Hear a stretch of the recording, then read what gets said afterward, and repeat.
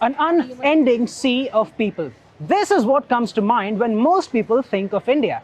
About 1.3 to 1.4 billion people make up this crowd. And this number is expected to go up even further as India is expected to surpass China to become the world's most populated country.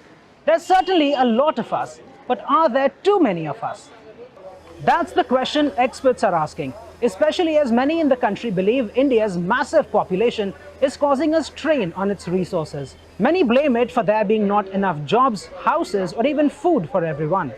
It's too much and it is huge. You look at the airports, railway stations, supermarkets, everywhere it is huge. And because of that, we have a high rate of inflation and lot of problems. And because of that is only the population. The resources which we are utilizing are very limited.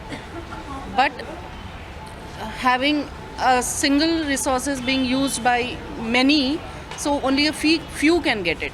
Studies by the World Bank and private firms say India will need to create 8 to 10 million jobs a year for India's rapidly rising working population.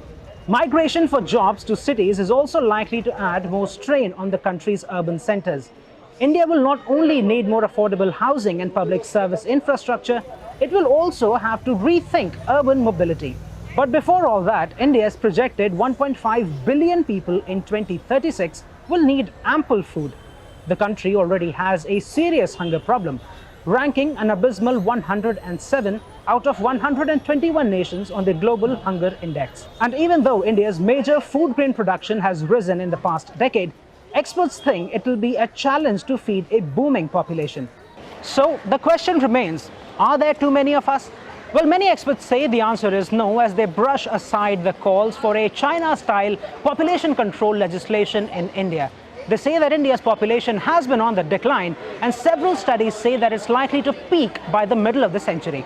Some argue that a growing young population is a demographic dividend that will help the country's economic boom as the population in countries such as China and Japan ages.